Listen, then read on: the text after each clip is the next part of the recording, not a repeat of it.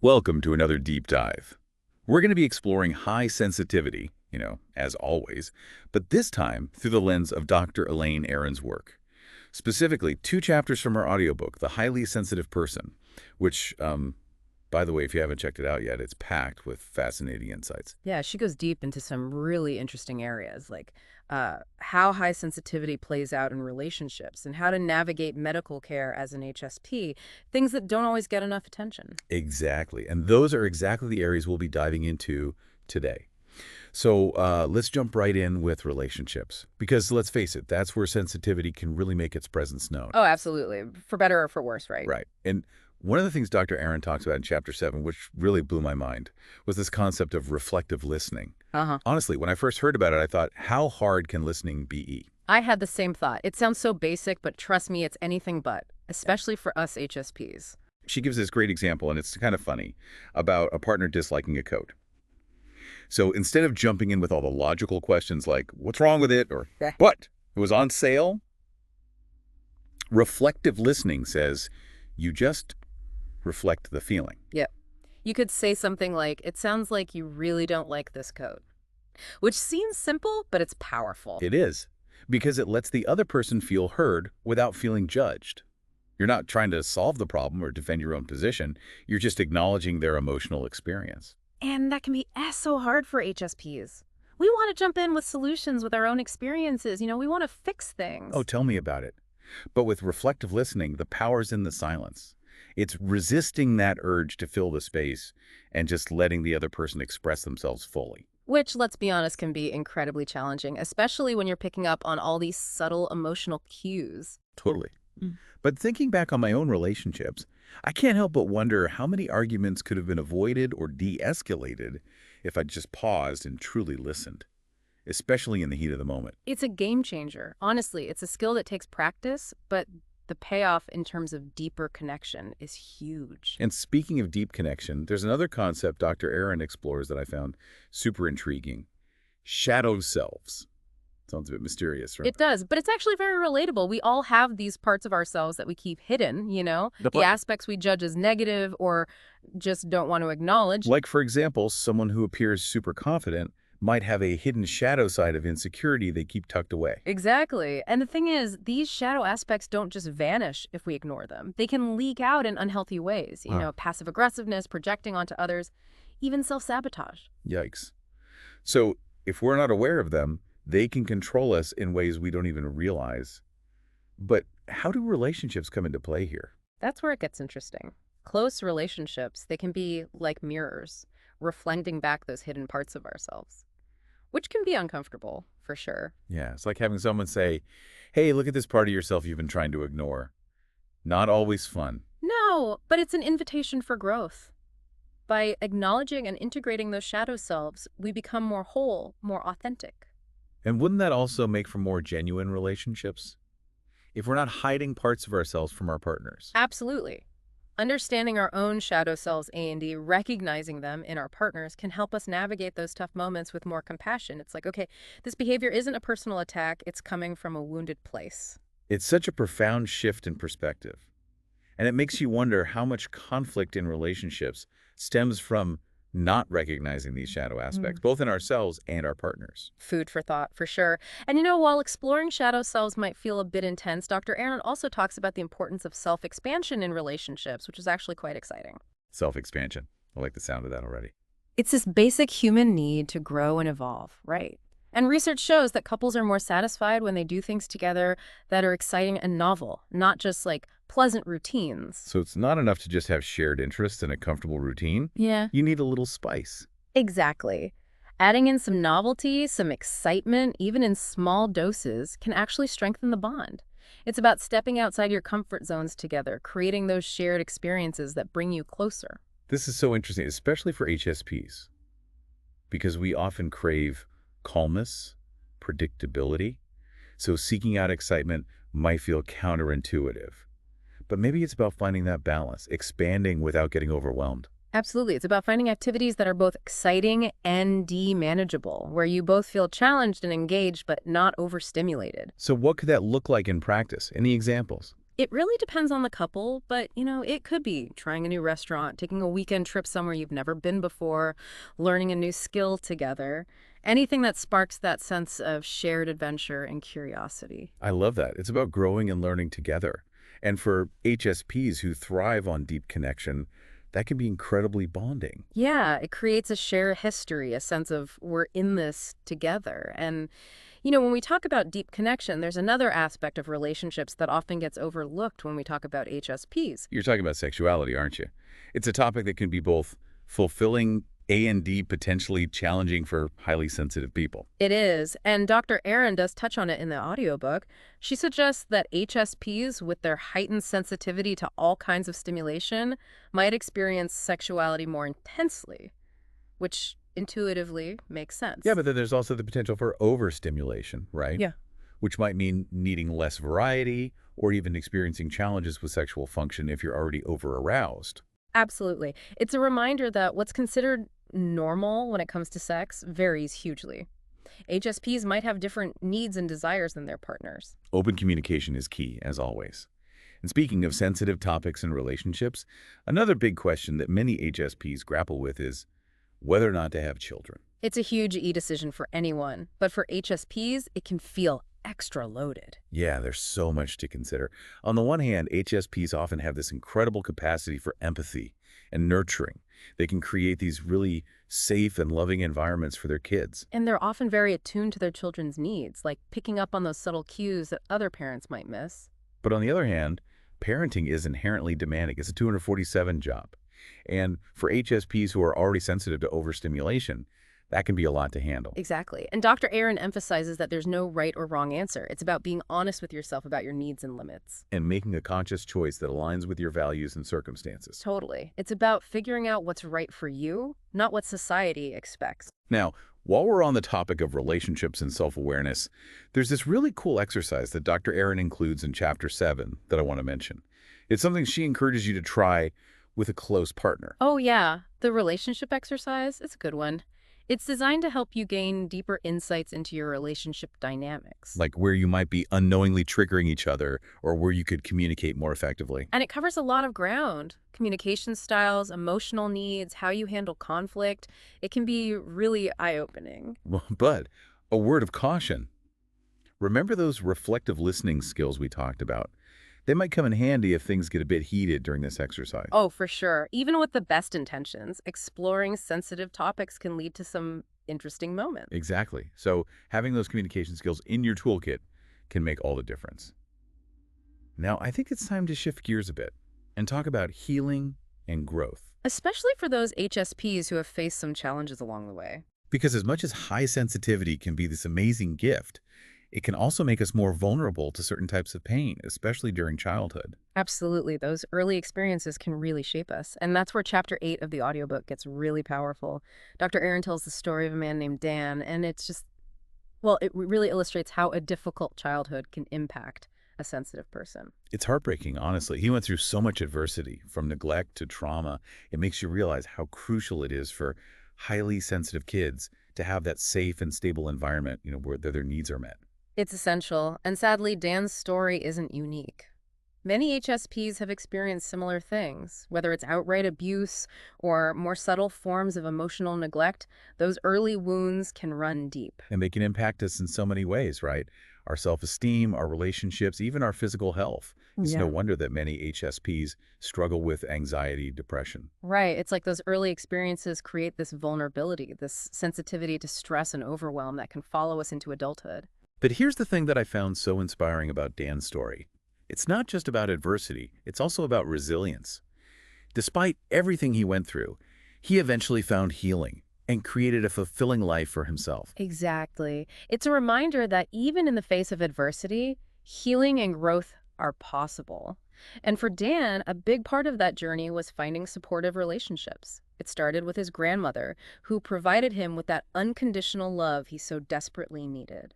It's amazing how one loving relationship can make such a difference, especially for a sensitive child who's been through trauma. It's like that relationship provided him with a secure base, a sense of safety and belonging that allowed him to start healing. And as he got older, he continued to seek out supportive relationships through therapy, through friendships. Creating that network of people who understood and appreciated his sensitivity. Exactly. And those relationships became a cornerstone of his healing journey, giving him that validation and support he needed to work through the pain of his past and develop a stronger sense of self. So it's not just about toughing it out on your own. It's about reaching out, finding those people who can hold space for your sensitivity and help you navigate the challenges. And it's important to remember that healing is a process. It's not a destination. It takes time, it takes patience, and it often involves confronting difficult emotions that we might have been avoiding for years. And I think it's also important to acknowledge that healing can look different for everyone. What works for one person might not work for another. That's so true, and that's why Dr. Aron presents a variety of approaches to healing in Chapter 8. She recognizes that HSPs might resonate with different modalities depending on their individual needs and preferences. And one of the things she encourages readers to do is to explore their own childhood experiences and how those experiences might have shaped their present-day sensitivities. Yeah, she even includes a checklist in the book that prompts you to reflect on different aspects of your upbringing, family dynamics, school experiences, any significant events or traumas. It's a tool for self-discovery, like connecting the dots between your past and present. But she emphasizes that it's totally optional. If digging into the past feels overwhelming, it's okay to skip it. Absolutely. Honor your own pace and capacity. The key takeaway is that healing is possible, regardless of your past experiences. High sensitivity isn't a flaw, but it does require understanding it and navigating a world that doesn't always value sensitivity. And part of that navigation involves finding ways to heal and build resilience. Which brings us to those different approaches to healing that Dr. Arjun outlines. We touched on them briefly before, but let's dive a bit deeper. Yeah, let's break them down. So we've got the cognitive behavioral approach, the interpersonal approach, the physical approach, and the spiritual approach. And each one offers a different perspective and set of tools for working with our sensitivity. So for someone who's really drawn to practical strategies, for example, the cognitive behavioral approach might be a great starting point. Totally. It's all about understanding the connection between our thoughts, feelings, and behaviors. And it gives you concrete techniques for managing anxiety, challenging negative thoughts, and developing healthier coping skills. Like cognitive reframing, right? Where you Yeah. learn to identify and challenge those automatic negative thoughts that can spiral into anxiety and overwhelm. Exactly. It's about replacing those thoughts with more balanced and realistic perspectives. And for us HSPs who can be prone to overthinking and ruminating, that can be incredibly helpful. It's like giving yourself a mental break. Yeah. And another technique within that cognitive behavioral approach is exposure therapy, which honestly sounds a bit scary at first. I know, right? But it's basically about gradually exposing yourself to those situations or stimuli that trigger anxiety in a safe and controlled way. So it's like building up your tolerance, sort of. Exactly. The idea is that by facing your fears little by little, you can desensitize yourself to them over time. And while it might seem counterintuitive, it can be really effective for managing anxiety and expanding your comfort zone. Now, for HSPs who are more drawn to exploring their inner world, understanding the root of their emotional patterns, the interpersonal approach might resonate more. Yeah, this one often involves therapy and delves into how past experiences, particularly those early childhood relationships, shape who we are today. It's about uncovering those hidden connections and finding healing through self-awareness and emotional processing. And a big part of the interpersonal approach is understanding attachment styles. Those patterns of relating to others that we develop in childhood and often carry into adulthood. And for HSPs who might have experienced insecure attachment, whether through neglect or just a mismatch in temperament with their caregivers, exploring those early relationships can be really powerful. It's about understanding how those early experiences might be impacting our present-day relationships and learning to create healthier connections. Now, the third approach Dr. Aron discusses is the physical approach, which I think is often overlooked, but so important for HSPs. It's essential because, as we've talked about, we're often more sensitive to physical sensations, both the good and the bad. So taking care of our bodies has a direct impact on our emotional and mental well-being. It's like everything's connected. And that physical approach can include everything from getting enough sleep and eating nutritious food to exercising regularly and managing stress through things like yoga, meditation, or just spending time in nature. And for HSPs who are easily overstimulated, Creating a calming and supportive physical environment is key. Yeah, like minimizing exposure to loud noises, bright lights, strong smells.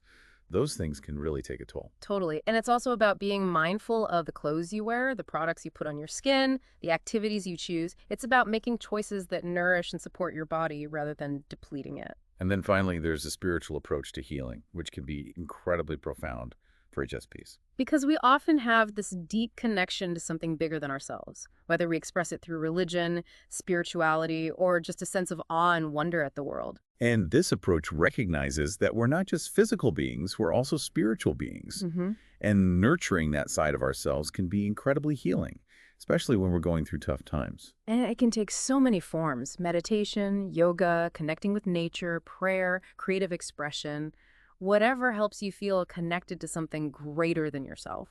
It's about finding what resonates with you, what brings you comfort and meaning. Now, let's transition to a topic that can be particularly tricky for HSPs, and that's navigating medical care.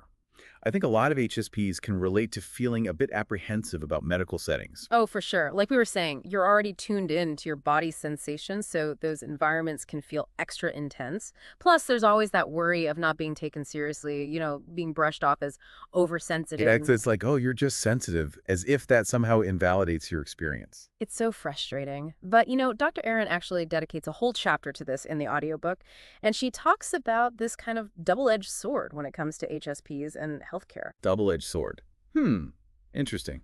Tell me more about that. Well, on the one hand, HSPs are often super attuned to their bodies. Like, you might notice subtle changes or symptoms way before someone else would, right? Okay, yeah, that makes sense. Early detection is never a bad thing. Exactly. And HSPs also tend to be pretty proactive about their health. They're doing research, asking questions. So it's like we're our own best advocates, in a way. In a lot of ways, yeah. But then there's the flip side, that heightened awareness can also make you more sensitive to things like pain or the side effects of medication. So things that are already unpleasant for most people can feel even worse for us. That's the thing. And unfortunately, not all doctors are attuned to that.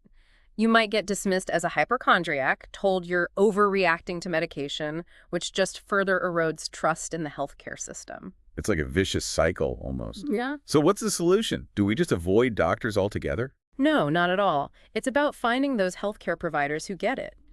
Dr. Aron talks about asking other HSPs for recommendations, looking for specialists who have experience with highly sensitive patients, and really paying attention during that initial consultation. Like a vibe check, almost. Seeing if they really listen to you, take their time, not rush you out the door. Exactly. And don't be afraid to advocate for yourself. If you're uncomfortable with a procedure or have questions about medication, speak up. You're a partner in your healthcare, not just a passive recipient. That's a great reminder. Now, speaking of medication, that's a topic a lot of HSPs have complex feelings about. On the one hand, it can be life-changing for managing conditions that make sensitivity even more challenging. But on the other, There's that fear of numbing yourself out, right, losing that essential part of who you are. exactly. And chapter 9 of the audiobook goes into this in depth. One thing Dr. Aron really emphasizes is the difference between using medication for crisis management versus using it for long-term personality change. Which is a really important distinction. In a crisis like a severe panic attack, medication can be incredibly helpful to get you through that acute moment. But using it to fundamentally alter your personality, to become less sensitive, that's a whole other ethical conversation. She talks about those fast-acting anti-anxiety meds like Xanax. They work quickly, but But they're not a long-term solution, and there's the risk of dependence, tolerance building up. Dr. Aron also highlights alternative calming techniques like deep breathing exercises, mindfulness practices, things that give you more control over your own nervous system. so there's a whole toolkit there to explore. Now, what about antidepressants, the ones that are meant for longer-term use? They can definitely be helpful for some people, especially when dealing with chronic overarousal or depression that's linked to constant stress. But the way they can potentially impact personality is a whole other debate. She even mentions Dr. Peter Kramer's book, Listening to Prozac, which basically argues that antidepressants can actually shift personality traits. Right, it raises all these questions about what it means to be you. If you're taking something that makes you less anxious, less sensitive, is that still authentically you? It's a big question, and it's something to really consider carefully with a trusted doctor. Especially for HSPs. We're already wired differently, and Dr. Aron brings up research with monkeys that suggests it's chronic overarousal that depletes serotonin, not the trait of sensitivity itself. Which is so key. It's not about eliminating sensitivity, but about creating a life that supports it, a life where you're not constantly pushed to your limit. So medication is a tool to be used thoughtfully and with awareness, not a quick fix or a way to erase who you are. Exactly. And that brings us to a dimension that Dr. Aron weaves throughout the book, but really focuses on in Chapter 10, the spiritual side of high sensitivity. This is where it gets really fascinating. So many HSPs talk about feeling deeply connected to something bigger than themselves, whether that's nature, art, a sense of universal energy. It's hard to put into words sometimes. It is, and Dr. Aron has observed this too. She talks about how rooms full of HSPs often have this palpable stillness, this kind of reverent attentiveness. And in her interviews with HSPs, the themes of soul and spirit come up again and again. It's like that sensitivity is a doorway to a deeper experience of the world, a way of perceiving the sacred in everyday life. Exactly. And while we might struggle with overstimulation or feeling misunderstood at times, there's this other side to it, this incredible capacity for connection and meaning. Like a paradox, right? High sensitivity can feel like a curse, a blessing, all rolled into one. It is. It's about learning to navigate both sides with awareness and compassion. Yeah. And finding ways to honor and express that unique sensitivity in a world that doesn't always understand it. It's been such a rich and insightful journey exploring these ideas with you. We've covered so much ground, from the nuances of relationships, to the importance of healing and self-care, to navigating medical care, and even the spiritual dimension of high sensitivity. It feels like we've just scratched the surface, honestly. There's so much more to uncover and explore. And that's the beauty of it, right? As an ongoing journey of self-discovery. So as we wrap up this deep dive, we want to leave you with this question to ponder. How can you harness the power of your sensitivity to create a more fulfilling and authentic life? What steps can you take to honor and celebrate the gifts of sensitivity, both in yourself and in others? And how can we create a world that truly embraces and values the unique contributions of highly sensitive people? We'll be back soon with more deep dives into the fascinating world of high sensitivity. But in the meantime, keep exploring, keep questioning, and keep embracing the beautiful complexity of who you are.